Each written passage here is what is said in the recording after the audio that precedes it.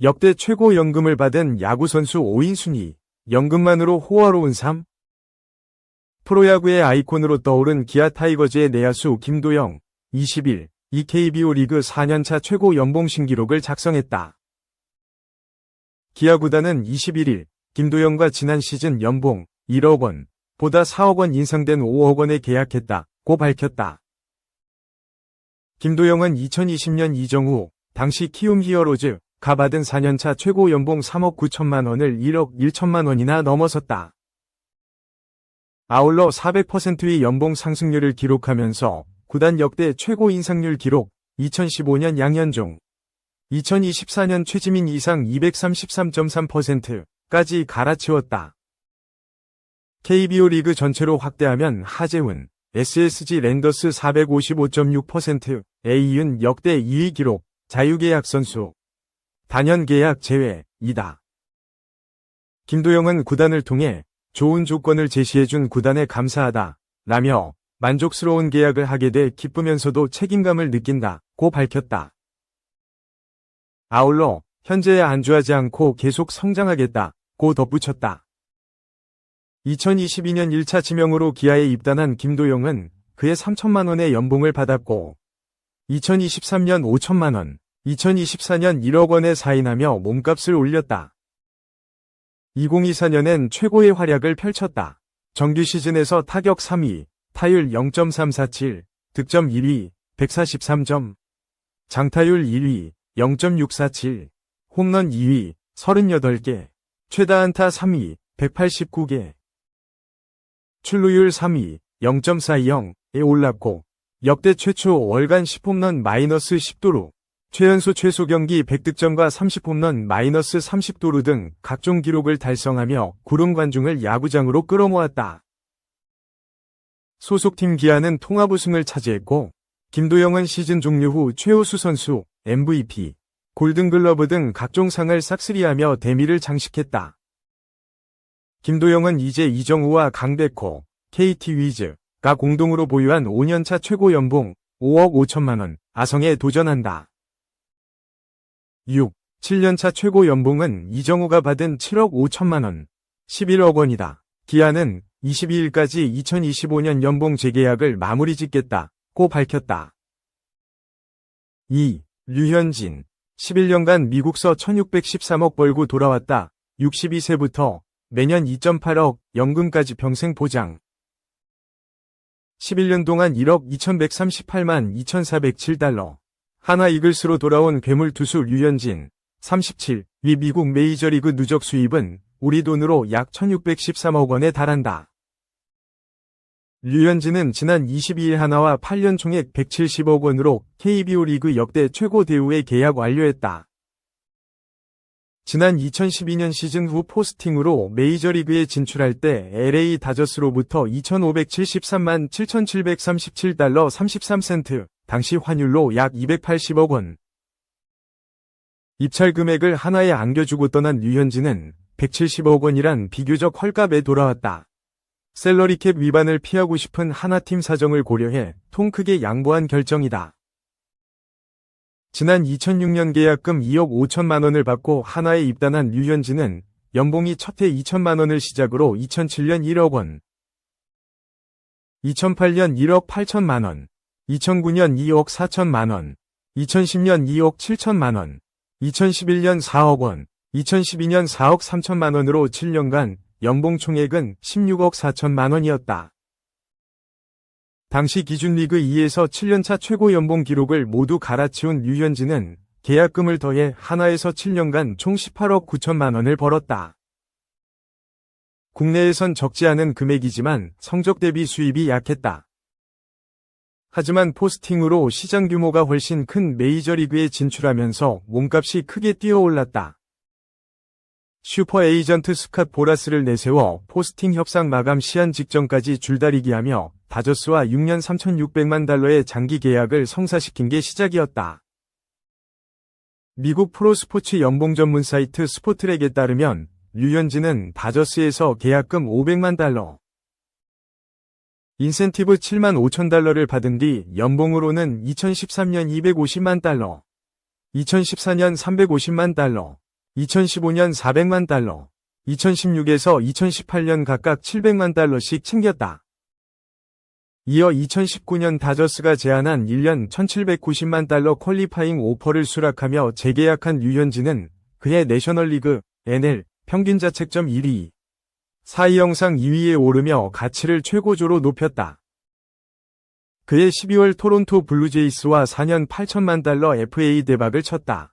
2020년 FA 계약 첫 해에는 코로나19 팬데믹 영향으로 시즌이 단축되면서 그에 비례해 연봉이 2천만 달러에서 740만 7,407달러로 크게 깎였지만 이후 3년간 매년 2천만 달러 연봉을 수령했다.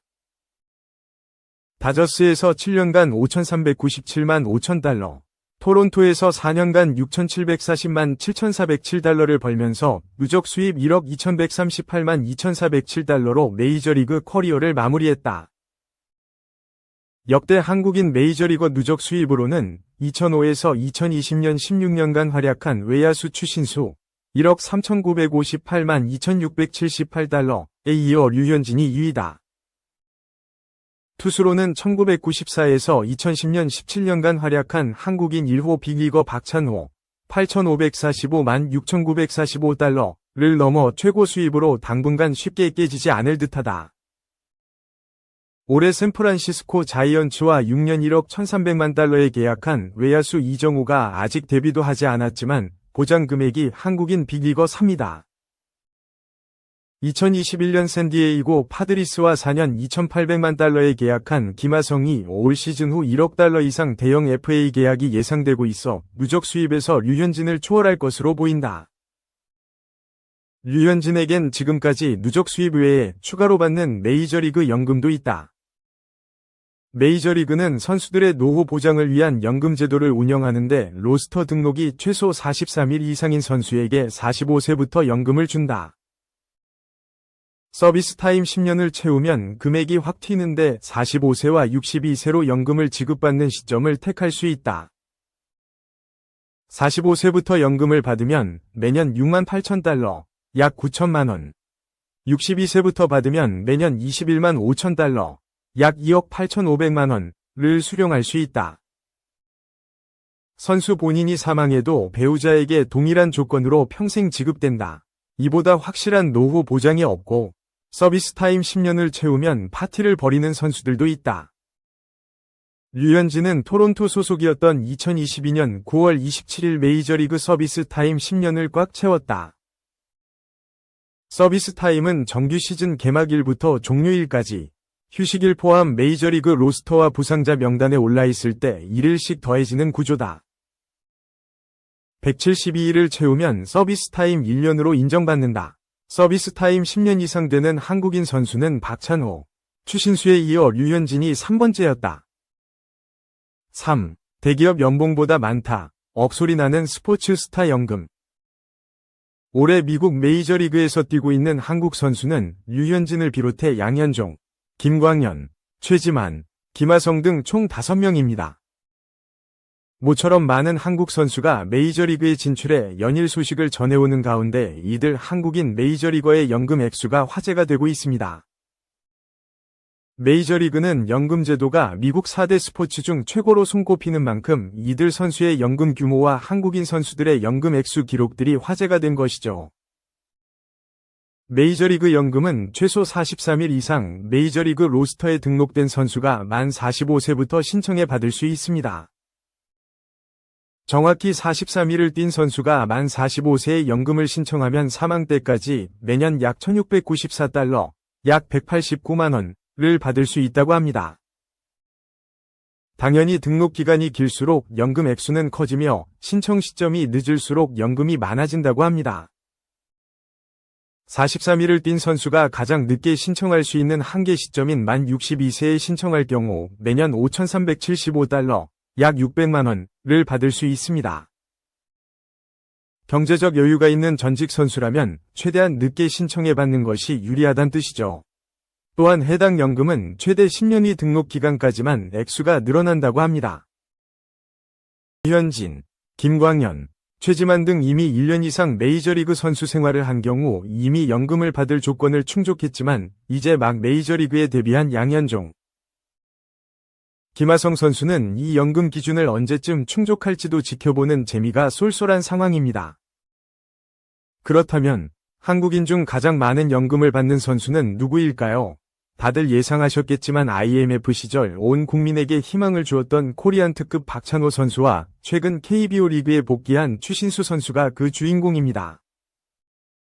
메이저리그 선수협회 등에 따르면 등록 기간이 총 14년 50일인 박 선수는 45세 기준으로 연 67,767달러, 7,577만원을 수령할 수 있습니다. 62세에 신청한다면 무려 21만 5천 달러, 약 2억 3,463만원, 조.